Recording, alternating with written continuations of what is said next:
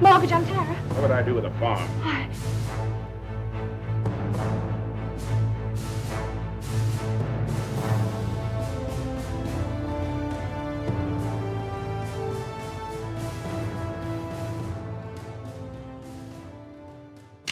If your heart beats like mine for the golden age of cinema, you already hold a special place for Gone with the Wind.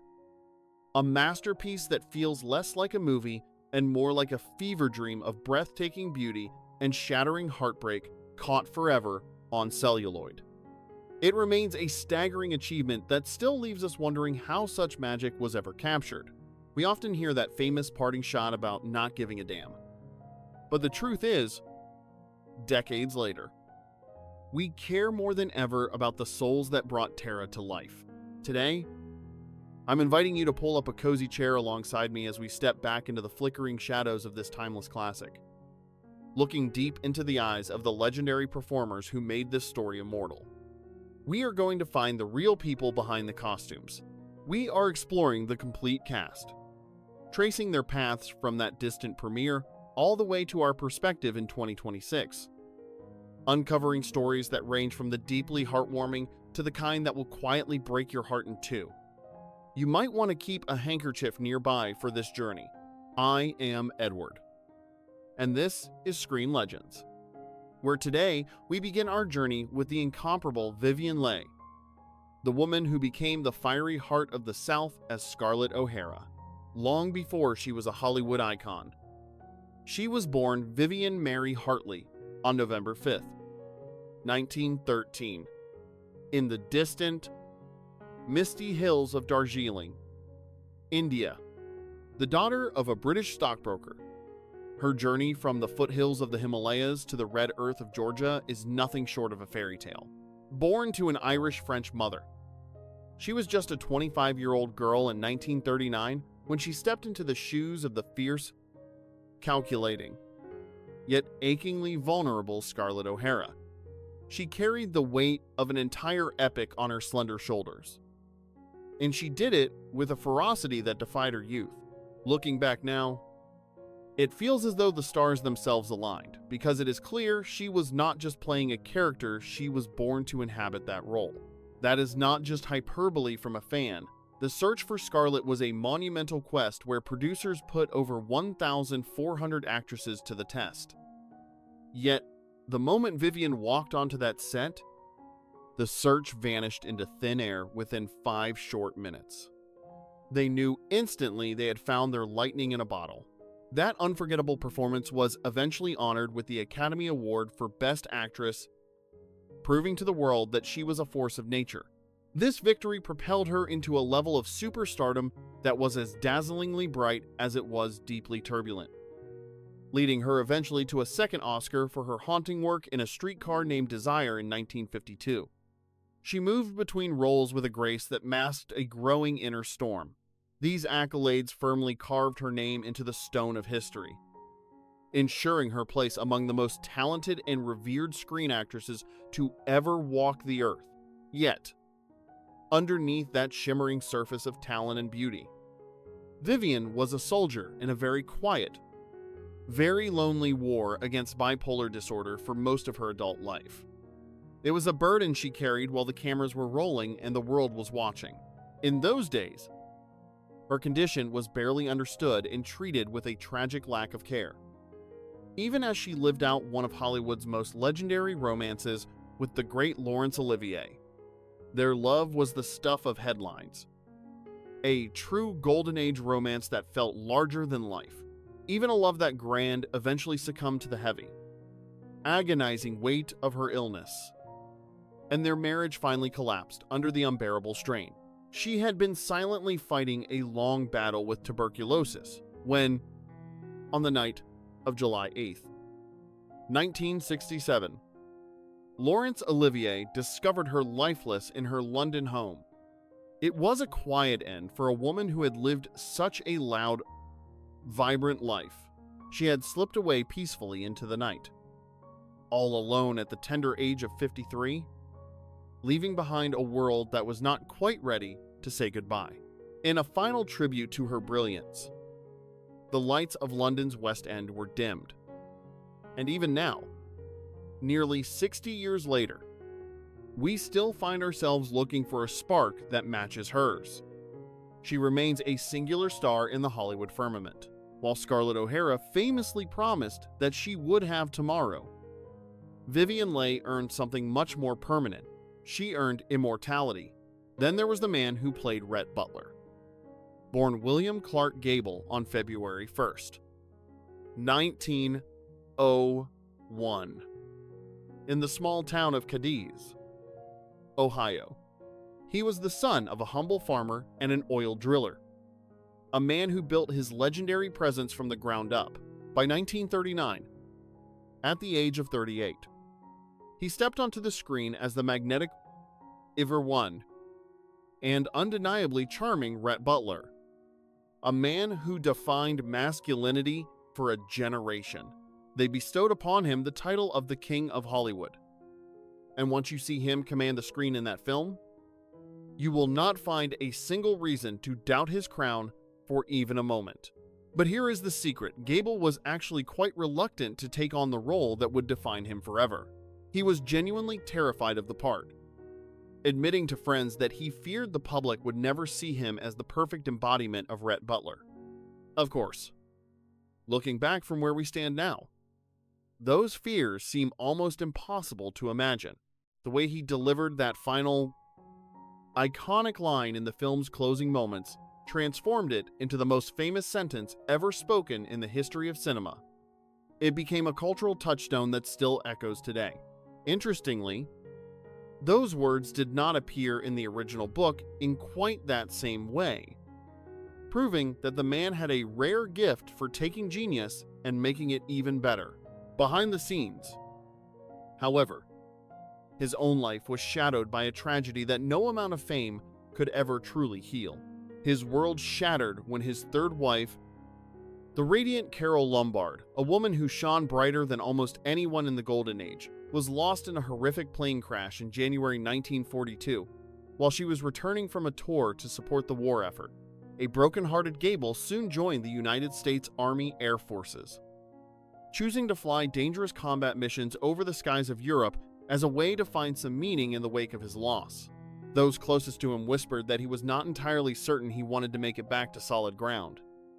But he did eventually return home to us. He continued to grace the screen for 2 more decades, eventually filming his final masterpiece, The Misfits, in 1961, where he shared the screen with the luminous Marilyn Monroe. In a cruel twist of fate, Clark Gable suffered a massive heart attack just as filming was finishing, passing away on November 16, 1960, at only 59 years old. It was an abrupt end to an era. He never had the chance to hold his son, John Clark Gable, who entered the world just 4 months after his father left it. Then, we have the lovely Olivia de Havilland, our Melanie Hamilton. Olivia de Havilland arrived in this world on July 1st, 1916, in Tokyo, Japan. Born to British parents whose lives had taken them far across the globe for her father's career, she was the heart of the film, playing the gentle, warm-hearted, and quietly courageous Melanie Hamilton with a grace that felt like a calm port in a storm. When cameras began rolling in 1939, she was just 22 years old, standing at the very beginning of a long and storied life. I want you to take a moment and really listen to this next part, because the story of Olivia de Havilland is not just a highlight of this cast, it is something far more profound. It might honestly be one of the most incredible tales ever told in the long history of Hollywood. And I am not saying that to be dramatic. Her life was a testament to endurance and strength. Let's start by looking at her performance, which was so much more than just a supporting role. It was a masterclass in subtlety that deserves our full attention. On the surface, Melanie Hamilton seems like a soft, perhaps even simple character kind, unfailingly loyal, and always ready to find the goodness in every soul she encounters. She extended that forgiveness even to those who clearly did not deserve a shred of her kindness. And in the hands of a lesser actor, the character could have easily become a forgettable shadow. But Olivia de Havilland saw the truth that many viewers miss. She knew that Melanie Hamilton was secretly the strongest, most resilient person in the entire story. Melanie was not acting out of naivety or blindness. She made a deliberate, daily choice to face the world with love and compassion rather than giving in to bitterness or suspicion. There is a specific kind of bravery in that choice. A quiet but extraordinary courage that kept the world around her from falling apart. De Havilland captured every nuance of that strength perfectly. A performance so moving it rightly earned her a nomination for an Academy Award. What unfolded next in her professional journey was not just a typical career. It was the kind of legend that transforms a mere performer into an enduring cinematic icon. By the year 1947, the entire world watched in awe as she claimed her first gold statue for her role in To Each His Own. When 1950 arrived, her haunting performance in The Heiress earned her a second Oscar, solidifying her status as a true titan of the industry's most glittering era. While 2 Academy Awards would be a lifetime achievement for Olivia de Havilland, this was merely the opening act of a much deeper legacy. She was far from finished with her crusade for justice. In 1943, at only 27 years old, she dared to file a lawsuit against the mighty Warner Brothers. At the time, the powerful studio bosses would cruelly extend an actor's contract as a penalty whenever they refused a script that did not meet their artistic standards. It was a system that effectively kept stars in a state of perpetual servitude. But de Havilland finally reached a breaking point and refused to play their game. She bravely took the matter to the high courts and emerged victorious, sparking a revolution that tore down the old walls between the studios and the artists. This legal victory echoed through every soundstage in Hollywood, setting strict, permanent boundaries on how long a corporation could legally own a human being's creative soul. Even now, that landmark decision is celebrated as the de Havilland Law, reminding us that she entered that courtroom as a star but left as a liberator. By the time she stepped back into the sun, she had rewritten the rules of the game, and one feels that Scarlett O'Hara would have sought her counsel. Scarlett would have wanted Olivia as her fiercest legal advocate, her strategist, and perhaps the general leading her through the smoke of battle. But the story didn't end. There is a specific chapter of her life that leaves me breathless with admiration, the simple, beautiful fact that Olivia de Havilland lived with such enduring, quiet grace. During the 1950s, she traded the bright lights of California for the cobblestones of Paris, where she blossomed into a cherished fixture of the French cultural elite, finding a true home in the City of Light. She continued to share her wisdom in interviews even after crossing the threshold of her 100th birthday. She carried herself with a profound, utter dignity, radiating the steady confidence that is only found by those who have never compromised on their own values.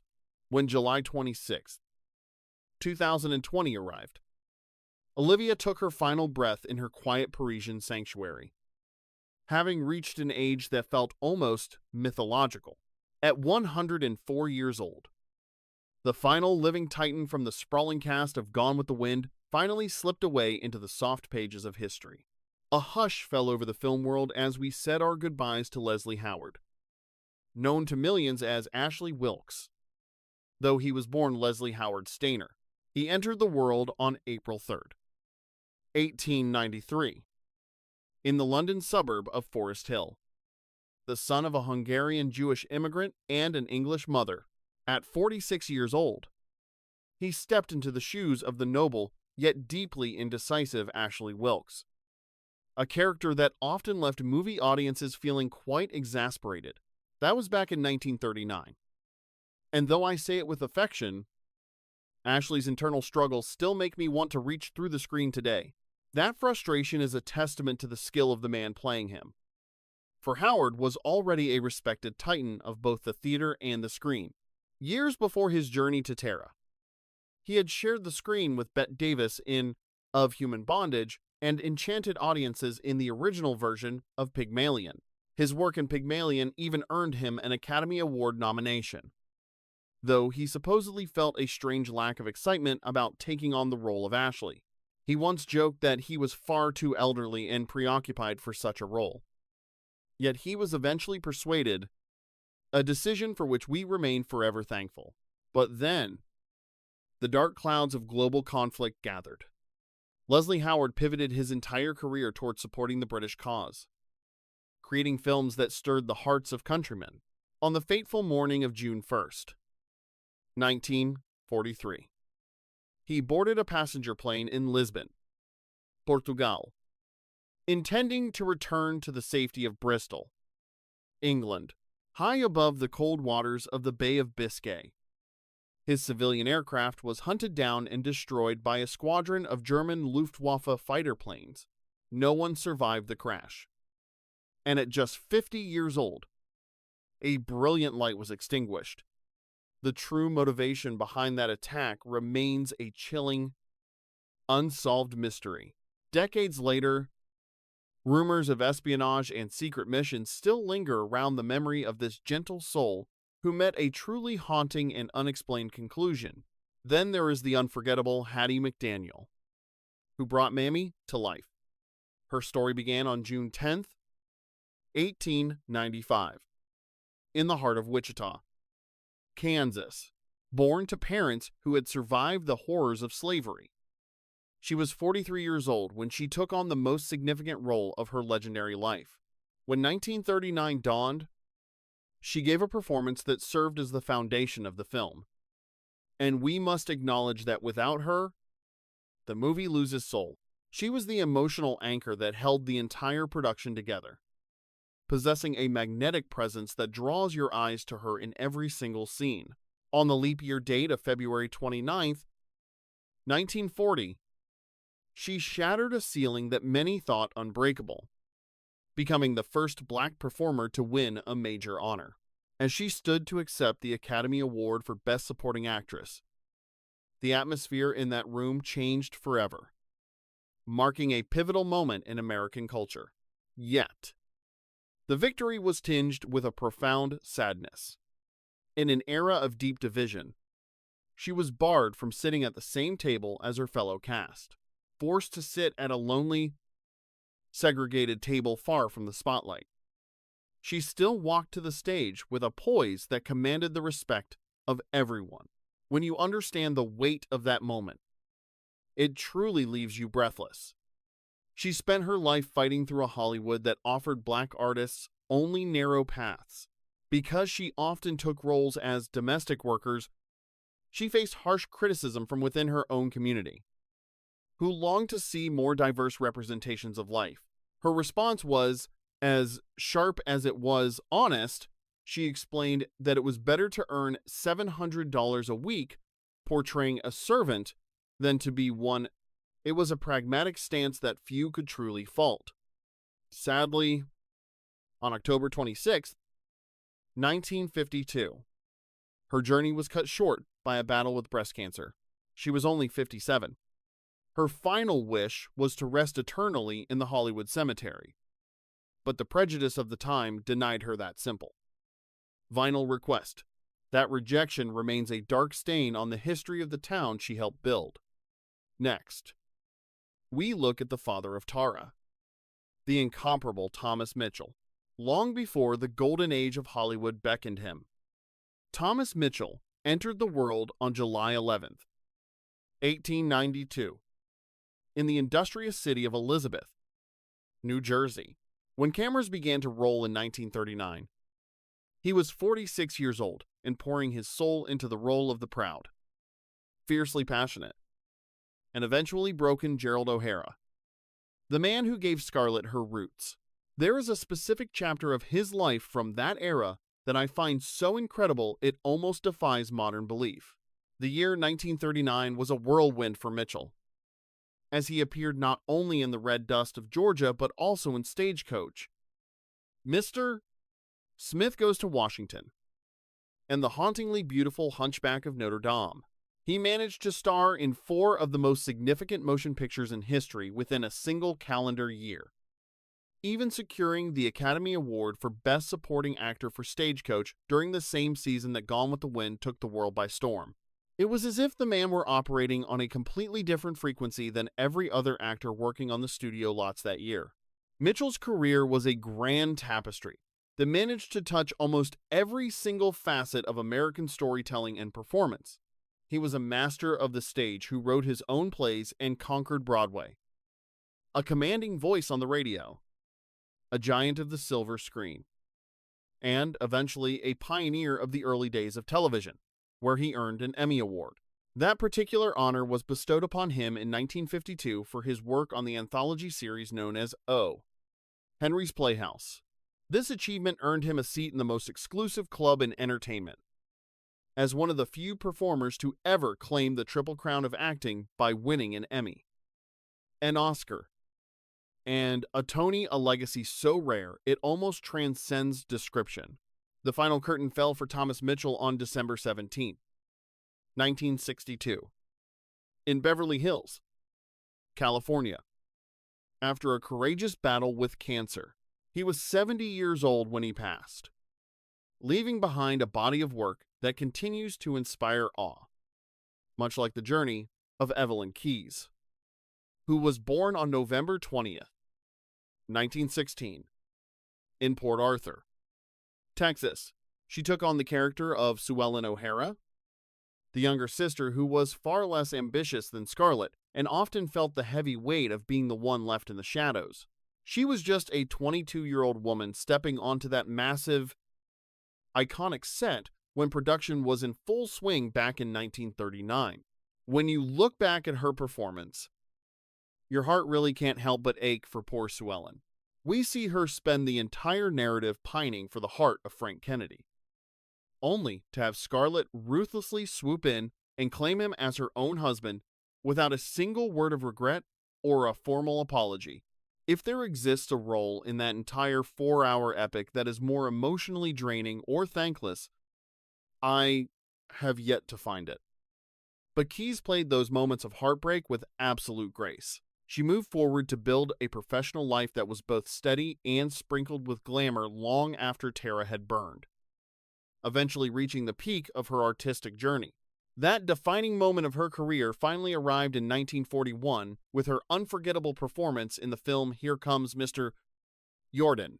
It was a gentle and wonderfully eccentric film that garnered massive critical acclaim and served as a reminder to the industry that she was a powerhouse who didn't need to stand behind Scarlett O'Hara to shine. However, the true story of Evelyn Keyes isn't found in her filmography alone. To really understand her, you have to look at the vibrant and often stormy life she lived off camera. And what a colorful, daring life it was, marked by the complexities of 4 different marriages that defined different eras of her journey. Her partners were some of the most formidable names in cinema history, including directors Charles Vidor and John Huston, a fact that would make for a truly captivating and scandalous memoir all on its own. Her private world was frequently the subject of public fascination, especially her high-profile romances with the legendary Artie Shaw and the charismatic showman Mike Todd. In a twist of fate that felt like a movie script itself, she eventually lost Mike Todd to the irresistible charm of Elizabeth Taylor, a public heartbreak that must have left a mark no words could ever fully capture. By the time 1977 arrived, she decided to tell her own story, publishing a memoir titled Scarlett O'Hara's Younger Sister, because it was the one label she could never quite outrun. Evelyn Keyes was a woman who refused to live quietly, loving with a bold intensity and showing zero interest in what the world thought of her choices or her heart. The studio system never quite figured out how to tame her spirit, which seemed to be exactly how she wanted it until her death on July 4th, 2008, in Montecito, California. She lived a long, full life of 91 years, leaving us to look back at others like Carole Nye, who was born on October 4th, 1901, in the town of Canton, Ohio. He stepped into the role of Frank Kennedy, portraying a man who was inherently kind and well-meaning, yet seemed destined to encounter nothing but bad luck. He was 37 years old when he joined the monumental cast of 1939, bringing a sense of weary goodness to a character who was often overlooked. I use the word unfortunate because when you examine the path this man had to walk, his entire storyline feels like a series of missed opportunities and quiet tragedies. He had been completely devoted to Suellen O'Hara, waiting with a patient heart to build a life with her, only to have Scarlett arrive and basically inform him that the wedding plans were changing whether he liked it or not. The marriage went forward, but the woman standing at the altar wasn't the one he had spent years dreaming of, leaving Frank Kennedy as a man who had very little say in the map of his own life. But Carole Nye, the actor, was a far different man, possessing a strong sense of purpose and a career that had thrived since the early days of silent cinema. He had spent the 1920s and 30s quietly and successfully building a reputation as a reliable talent through a long list of impressive screen credits. He was one of those essential professional actors that every production relies on. He wasn't always the name featured in the largest font on the poster, but he always gave the role exactly what it required. He was a true student of his craft, who arrived on every set prepared, disciplined, and ready to deliver the kind of performance that held the story together. Every classic film requires those steady hands and reliable hearts in the supporting cast.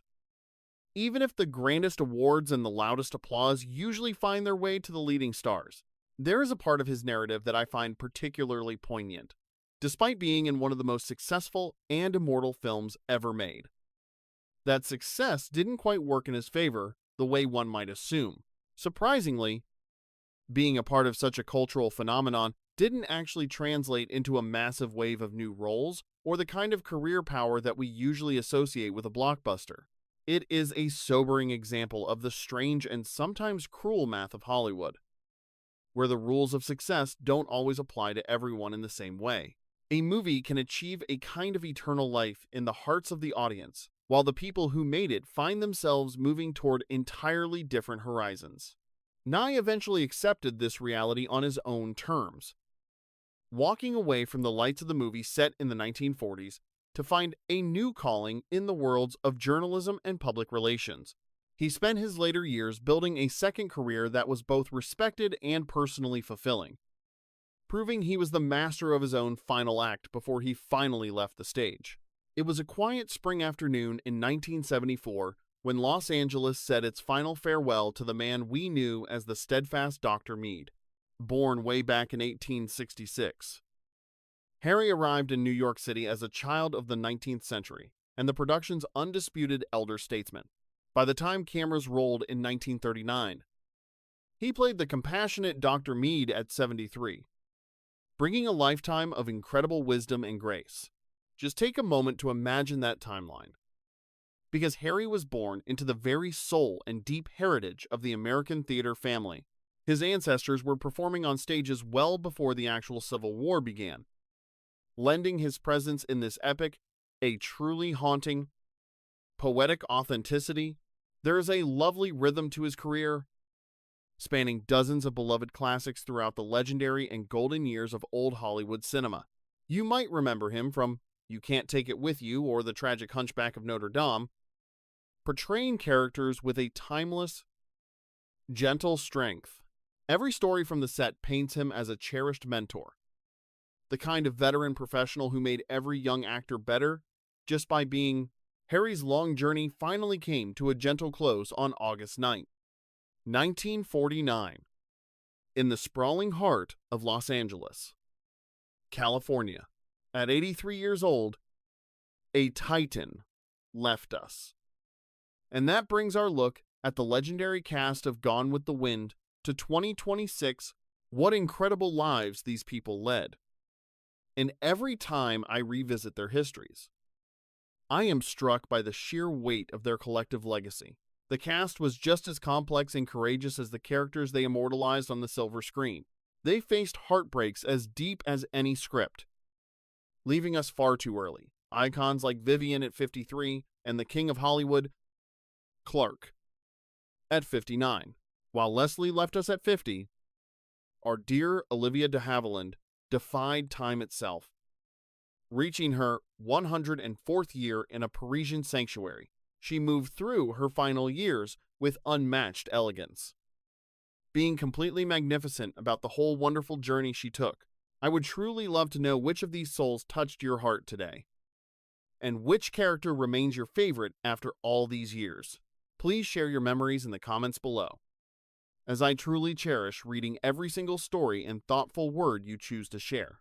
If you truly enjoyed this trip down memory lane, please hit that like button and subscribe to Screen Legends to keep the magic of cinema alive forever.